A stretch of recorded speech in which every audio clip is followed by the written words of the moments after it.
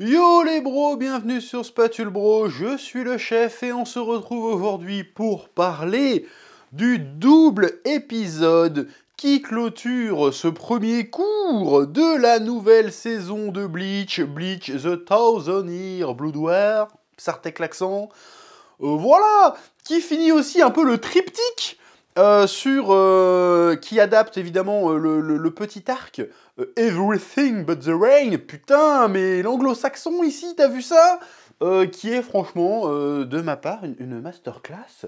Et on va en parler, oui. Tu vois ce que je veux dire? Je veux dire, c'est débile. Calmos, les amis. Ah, j'aime bien ça. Ça, c'est bon. C'est la manière la plus stylée de voler. C'est pas la Superman avec les bras devant, on s'en bat les couilles de ça. Tu fais oh. Et en fait, il est éclaté comme film.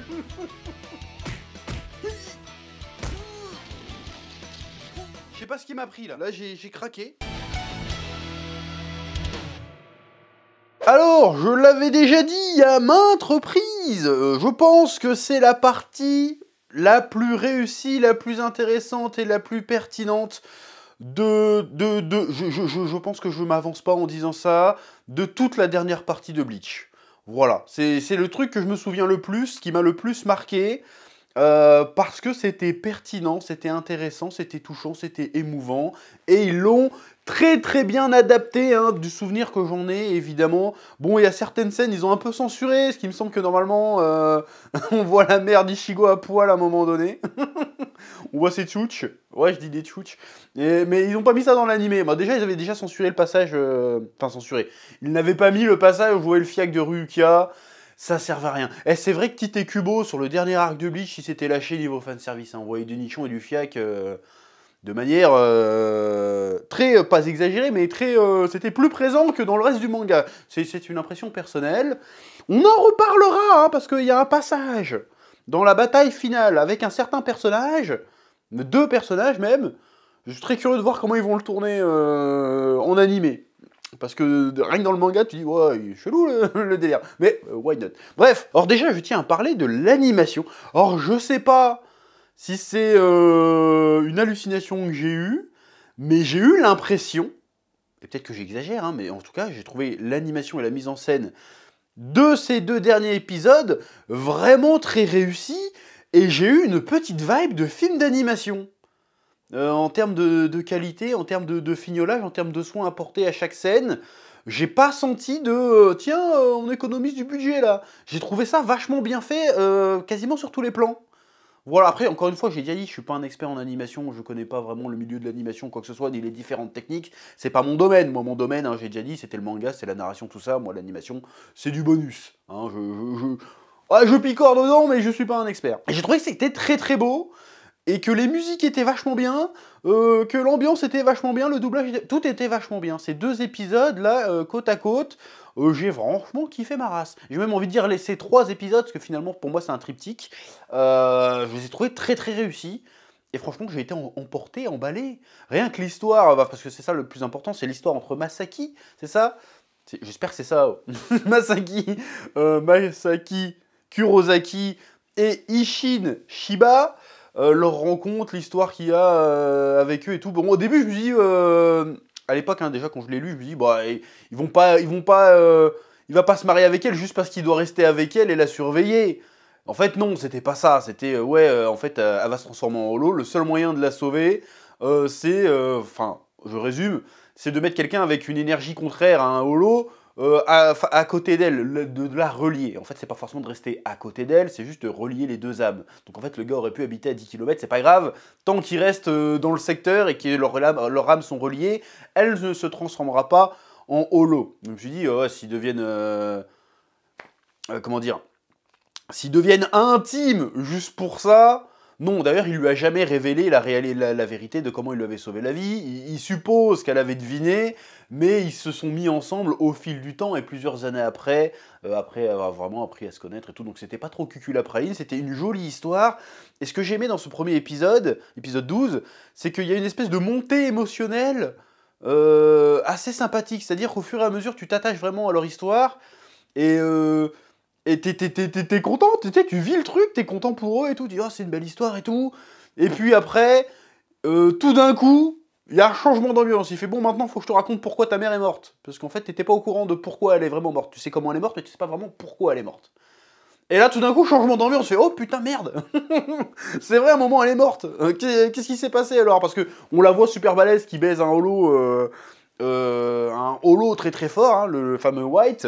Elle le one shot bastos dans la tête. Donc tu te dis, bah, comment ça se fait que l'autre là, comment il s'appelait, Fisher, je crois que c'est ça. Que le Fisher, qui est un holo de base, bon, il était un peu puissant, mais bon, c'était pas non plus The Holo, tu vois, et réussit à la poutrer. Tu dis, c'est pas normal. Qu'est-ce qui s'est passé? Parce qu'en fait, le seul qui avait perdu ses pouvoirs dans l'histoire, c'était pas elle, c'était bah, le père d'Ichigo, en fait. Et donc, il explique, normalement, ta mère, elle aurait dû le one-shot. Le problème, c'est que, en fait, le problème, c'est que là, le Yuaba qui lui a retiré ses pouvoirs exprès pour qu'elle crève. Voilà, c'est ce que j'ai compris. Et du coup, t'as un ascenseur émotionnel tout le long, t'es comme ça, oh, c'est une belle histoire, c'est joli, c'est chaleureux, c'est touchant. Et tout d'un coup, c'est boum. En fait, tu t'es fait baiser depuis le début. Et tout d'un coup, tu sens le shift d'Ichigo qui tout d'un coup était ému et tout, et puis tout d'un coup, il est en colère, il va dire, oh le bâtard, il a fait ça en fait. Ce fils de pute. Ma mère est morte à cause de ce bâtard. Attends, ça va se régler là. Là, tu sens qu'il s'énerve. Et toi, tu t'énerves aussi. Tu fais oh putain. Et là, tu sens la badacité. Tu fais oh putain, ça va chier. Ça va tellement chier. J'aime les moments comme ça dans les mangas. Et je trouve, encore une fois, c'est peut-être moi qui ai fait mon vieux con, ou peut-être que je suis pas assez au fait de vos trucs, genre Jujutsu Kaisen, je lis pas assez pour pouvoir juger, mais j'ai l'impression que les moments badass comme ça, il y en a plus. En vrai, même dans My Hero Academia, alors il y a des moments épiques, mais des moments badass, où tu te dis, tu regardes le personnage, tu fais « Oh, ça va chier ». Le gars dit rien, tu vois juste sa gueule, fait « Oh, ça va tellement chier ». Juste ça. Et j'ai pas souvenir d'un truc récent où j'ai eu ce sentiment-là. Après, peut-être que je suis à moitié... tu sais, j'ai oublié les prénoms des personnages d'un truc que j'ai vu il y a 5 minutes. Donc peut-être que ça m'est sorti de la tête. Mais j'ai pas de... Il y a des moments comme ça dans Naruto, il y a des moments comme ça dans One Piece, il y a des moments comme ça dans Dragon Ball, évidemment. Il y a des moments comme ça dans Berserk, dans plein de trucs. Mais dans les trucs récents, là... Allez, peut-être l'attaque des titans, allez. Ouais, en vrai, l'attaque des titans, il y a des moments où tu dis « Oh, ça va tellement chier ». Ouais, genre le moment où Eren, il serre la main à Reiner, là, dans la saison 4, tu fais « Ah ouais, là, ça va chier, c'est mort, tu vois. » Non, il y en a encore de temps en temps. J'ai été médisant, oui. Que j'aime bien aussi dans tout ce flashback, c'est que finalement, non seulement ça rassemble les pièces du puzzle pour Ichigo, mais aussi pour les spectateurs, et tu te rends compte que c'est un univers qui existait, qui a vécu avant Ichigo. Et ça, c'est très important quand tu construis un univers, de faire qu'il y a un passé, mais que ce passé est quand même lié directement à son histoire personnelle. C'est-à-dire que le moment où, tu vois, la daronne d'Ichigo qui rentre par hasard, je sais pas si c'est vraiment par hasard, dans Uehara, tu fais « Oh, il était déjà là, ce bâtard, depuis le début, il savait tout ça, en fait !» Tu vois ce que je veux dire? C'est super intéressant, même le délire avec le père d'Ishida, qui en fait aussi était au courant depuis le début. Rien que, même la mère d'Ishida, c'est un peu une pute. Enfin, c'est pas bien de dire ça, mais la Katagiri, là, tu sens le... En fait, moi, très souvent, je me suis déjà plaint, sur mon autre chaîne, mais sûrement j'ai entendu plaindre, que les romances dans les shonen neketsuesques, et d'ailleurs j'en parle aussi dans mon livre Manga Story, achetez-le, masterclass, sont un peu cucul à praline, tu vois, et vont pas au bout des trucs. Mais, des fois, parfois, c'est plutôt bien fait, c'est fait avec subtilité. Genre la Katagiri, là, qui va balancer à la mère d'Ishida aussi, je crois qu'il s'appelle pas Ishida, mais son nom de famille c'est Ishida, à la mère d'Ishida, du père d'Ishida, du coup, l'autre, elle a été aidée à un Shinigami, elle s'est fait morte par un holo et tout, elle a pas été la balancer pour préserver la pureté des Quincy. Elle a été la cafeter, elle a été faire la poucave, parce qu'en fait, elle voulait garder le père d'Ishida pour elle. On l'a très bien compris. Et subtilité. Voilà, j'aime bien, enfin subtil, c'est pas subtil, mais c'est pas dit explicitement, mais on le comprend. De par la mise en scène, de par le truc, on comprend que depuis le début, elle est en train de simper sur le père d'Ishida, pendant que le père d'Ishida est en train de simper sur, sur la Kurosaki. Il fait genre non, mais on va se marier juste pour préserver la pureté du truc, mais en fait, tu sens bien qu'il l'aime vraiment un petit peu, tu vois. Et là, il se fait queuquer par... Attends, j'utilise un vocabulaire toxique. il se fait queuquer par le père d'Ichigo. Enfin bref, donc j'ai trouvé que ça... Tout le fait que cette histoire, finalement, c'est une histoire familiale, et on se rend compte que Ishida fait partie de manière extrapolé, mais il fait quand même partie de la famille d'Ichigo, et ça change tout le narratif du début de Bleach, en fait. Depuis le début, en fait, on assiste en partie à une saga familiale, un drame familial, et que tout ça est lié, en fait. Rien de ce qui s'est passé depuis le début n'est vraiment lié au hasard. Bon, si ce n'est le paramètre hasardeux, c'est Rukia qui file ses pouvoirs à Ichigo. Mais de toute façon, si j'ai bien compris, il aurait fini par avoir des pouvoirs. De toute façon, bon, il avait déjà des pouvoirs, il pouvait voir les esprits. Mais il aurait fini, de toute façon, par voir enfin, par avoir des pouvoirs de Shinigami à un moment ou un autre. Soit des pouvoirs de Holo, soit des pouvoirs de Shinigami, soit les deux, de toute façon. Ou de Quincy, au moins, à un moment donné, de toute façon. Bon, par contre, du coup, en parlant, je réfléchis, je fais, comment ça se fait qu'il a attendu d'avoir 15 piges pour voir son premier Holo, par contre? Ouais, je vais commencer à faire le... Mais bon, ça, c'est toujours les paramètres hasardeux quand t'écris une histoire. C'est pour ça que je pense que tout n'était pas prévu à 100%. À l'instant T où il a écrit le début de Bleach et qu'au fur et à mesure il s'est dit tiens je vais peut-être utiliser ça plus tard pour en faire quelque chose, et puis il a réussi à raccrocher les wagons. Après c'est une théorie personnelle, si franchement arrivé au tome 1 de Bleach il avait déjà prévu que sa série durerait jusque là et qu'il raconterait tout ça, et le gars est très fort de chez Balèze, mais vu comment ça fonctionne, parce que je connais pas très bien l'industrie de l'animation, en revanche l'industrie du manga ça va, je trouve ça très étonnant. Je pense qu'il a dû commencer à y réfléchir quand il a vu que la série commençait à marcher, mais dès le début il n'avait pas prévu tout ça, je pense. Oui. Bon, autre question que je me pose, que j'aime bien chipoter, hein, je vais faire le chiant. Pourquoi il n'y a que Ichigo qui a des pouvoirs en fait? Parce que, ok, on sait que ces deux sœurs sont aussi sensibles à la force, on va dire ça, au moins une des deux, voit aussi les esprits, ou au moins ont une intuition développée. Mais, ils viennent de la même mère, et la même mère qui était holoifiée aussi. Donc, pourquoi, dans ce cas, les deux autres n'ont pas aussi les mêmes pouvoirs qu'Ichigo? Ça veut dire qu'ils doivent être aussi puissants, mais pourquoi ce ne sont pas aussi des Shinigami? Il va falloir l'expliquer. Ou pourquoi ce ne sont pas aussi des demi-holos? Faut poser la question. Ou alors le holo c'est juste mis dans Ichigo parce que voilà, et les autres il a fait bah il n'y a plus de holo en moi donc du coup je suis tranquille. Je sais pas. Parce que quand le truc s'est transmis à Ichigo, ça veut pas dire que la mère n'était plus en phase d'holoification. Si tu vois ce que je veux dire. Donc je vois pas pourquoi elle aurait transmis que un et pas aux deux autres. Mais après, ce que je viens de te dire ne sert à rien, hein. C'est juste que j'ai envie de chipoter, voilà, j'aime bien. Oui. Bref, ce qui m'amène à ce que je disais lors de la revue précédente, c'est que le personnage d'Ichigo pour moi est en quête d'identité avant tout. Il cherche sa place dans le monde, et pour trouver sa place dans le monde, il doit savoir d'où il vient et pourquoi la vie qu'il a menée jusqu'à présent était telle qu'elle est. Non, elle était pas française ma phrase, mais t'as compris. Il y en a qui disent oui mais non, son but c'est de sauver la Soul Society, mais connard, ouais je t'insulte. Pourquoi il veut sauver la Soul Society, putain de merde? Parce qu'il considère que c'est sa place, la Soul Society, que c'est sa maison. Bordel, c'est ce qui lui donne un but, la Soul Society. Bon, il y a tous ses amis, des trucs comme ça, mais ultimement, c'est parce que c'est ce qui lui donne un but. C'est là où est sa place. Donc il cherche à trouver son identité. Et on apprend aussi, après quand il retourne donc voir le gars de la division 0, j'ai oublié son nom, qui fabrique les Zanpakuto. Et là, la scène est stylée. Quand il arrive, il fait vas-y, il y a tous les Azoshi, j'ai retenu le nom, qui sont là, les mannequins là, qui sont là. Il fait vas-y, tu peux reprendre l'épreuve. Et tu te dis, bon, il va se friter avec tout le monde encore une fois. Tu te dis, oh, ça va être badass. Et en fait, non, c'est encore plus badass que ça. C'est t'as les Azoshi, et ben il s'agenouille devant Ichigo, il s'incline. Et l'autre fait oh le boss, oh le boss. Et il en trouve un, il lui serre la pince et il se transforme en espèce d'Ichigo holo. Et là c'est trop stylé. Mais pourquoi Ichigo peut revenir? Parce que maintenant il est entre guillemets complet, il sait d'où il vient, il sait ce qu'il a à faire, il sait réellement, il prend conscience réellement de pourquoi il se bat. Il se bat pour ses amis, certes, il se bat pour sa famille, évidemment. Il se bat pour la Soul Society parce que c'est là où est sa place, mais aussi parce qu'il comprend quel est son rôle entre toutes ces entités. Donc maintenant qu'il est là, il peut dire, bon ok, je sais ce que je dois faire, je sais qui je suis, je sais ce que mes pouvoirs sont. Je serre la pince au truc, hop, il vient avec moi, on va forger les Zanpakuto, et tout d'un coup on nous rappelle, mais dis donc, en fait, il va devenir quoi Zangetsu? Et il fait, non mais en fait, t'as jamais croisé Zangetsu en fait. Et là, mindfuck. C'est pour ça qu'il y a ascenseur émotionnel. Tu dis, ouais, c'est bon et tout, machin. Non, il reste une énigme encore. Il fait Zangetsu. Et il te rappelle rien, Zangetsu? Bon, tout le monde avait capté, hein. C'est là... à l'époque, je me souviens, tout le monde avait capté, mais attends, mais le Yuaba, là, c'est Zangetsu, en fait. Tout le monde je m'en souviens, ça. Tout le monde avait capté, hein. Là, c'est vraiment Tobi égale Obito dans Naruto Shippuden. J'étais peut-être spoilé Naruto Shippuden, mais au bout d'un moment, on nique ta mère. Tout le monde connaît Naruto Shippuden. Tout le monde faisait ça, pendant 10 ans, on était tous là. Non, mais Tobi, Obito...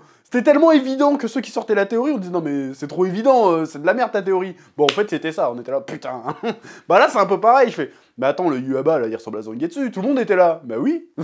Et là on a la révélation, on est là, oh, et on était quand même surpris, alors qu'on l'avait vu. Et genre, mais oh putain mais Yuaba c'est Zangetsu, merde, on le savait pas. Bref, donc on a cette révélation, et du coup, autre mensonge révélé dans la vie de... Et là, c'est un truc un peu plus intime, parce que là, ça touchait vraiment à ses origines, et là, c'est vraiment une révélation plus d'ordre spirituel. Tu vois ce que je veux dire? C'est-à-dire qu'il pensait depuis le début qu'il était soutenu par Zangetsu, et il était soutenu par Zangetsu, mais d'une certaine manière, il était manipulé. C'est-à-dire que le Zangetsu incarnait une version plus jeune de Yuaba, et... il lui cachait ses véritables pouvoirs et il lui explique, au début je te cachais tes véritables pouvoirs parce que je voulais pas que tu deviennes un Shinigami, parce que je savais que si tu devenais un Shinigami, un jour ou l'autre, en tant que Quincy, quand je ferai mon retour, je serai obligé de te buter. Et là ça montre une facette de Yuaba qui montre qu'en fait, ben, il aime ses enfants, finalement.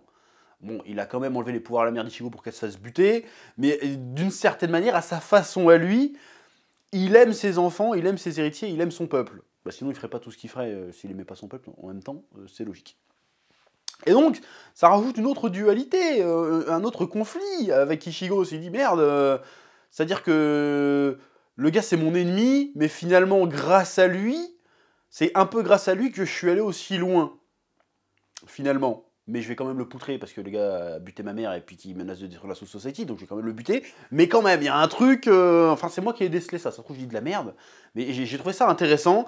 Et il lui dit que finalement, de toute façon, j'ai pas réussi à... Zangetsu lui dit, parce que même c'est pas Zangetsu du coup, il lui dit... faux Zangetsu, on va l'appeler. Il lui dit, j'ai pas réussi, malgré tous les efforts que j'ai mis pour essayer de te cacher tes pouvoirs, tu as quand même suivi cette voie-là. Malgré toi, tu es devenu de plus en plus fort. J'ai essayé de te donner le holo, de pouvoir du holo en disant que c'était ça ton vrai pouvoir. Ça n'a pas empêché ta progression. Tu as quand même réussi à aller de l'avant. Et en fait, finalement, de ce que j'ai compris, bah finalement, je me suis attaché à toi et je me suis dit que je n'arriverais pas à te contrôler et que finalement, bah, j'ai continué à te protéger parce que en fait, je t'aime bien. Et maintenant, je vais arrêter de te mentir et voilà, je vais te donner ton véritable pouvoir depuis le début. Je vais te le révéler et comme ça, en te révélant qui tu es, eh ben, tu vas vraiment pouvoir avoir ton vrai pouvoir. Du coup, c'est un peu redondant comme phrase, mais tu vas pouvoir t'élever au niveau que tu devrais être, devenir celui que tu es finalement. Et voilà. Et Ichigo, qu'est-ce qu'il fait? Et finalement, au lieu de lui en vouloir à ce faux Zangetsu, bah, il lui est reconnaissant, parce que finalement, il l'a aidé à avancer, il l'a guidé, même le holo Ichigo, même le holo, finalement, c'est un peu pareil, le holo l'a aidé pour... on sait pas trop, en fait, pourquoi il a aidé le holo, mais finalement, il fait... Bah, en fait, vous faites partie de moi, en fait, maintenant. Donc, même si vous m'avez caché ma véritable identité, vous faites partie de mon identité. Donc... C'est pour ça qu'il se retrouve avec deux Zanpakuto. D'un côté, t'as le Zangetsu, et de l'autre côté, t'as le holo. Et ça forme Zangetsu, et l'épisode se termine par la lame, c'est moi, en fait. C'est-à-dire que son pouvoir, c'est lui. C'est pas le Zangetsu, c'est pas le machin, c'est lui, son pouvoir.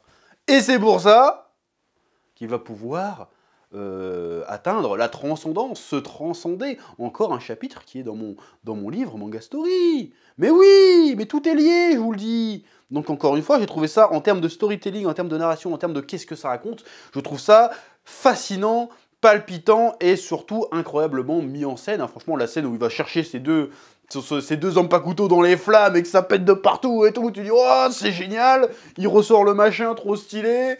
Badass de ouf. Ça fonctionne, c'était fou. J'ai pris des sensations, et ça faisait... Enfin, je dis ça, mais en même temps, je prends des sensations. Blue Lock, je prends des sensations, c'est pas les mêmes, mais je prends des sensations aussi, tu vois. Donc je kiffe suivre des animés chaque semaine, c'est incroyable. Quand c'est des trucs aussi bien, ça fait plaisir de fou. Et c'est franchement dommage. Dommage qu'on n'ait pas la suite tout de suite, hein, parce que oui, ça a été annoncé. La suite arrivera seulement en juillet prochain. Pour une nouvelle fournée de 13 épisodes. Bon, bah, on a hâte, hein, franchement, on a hâte.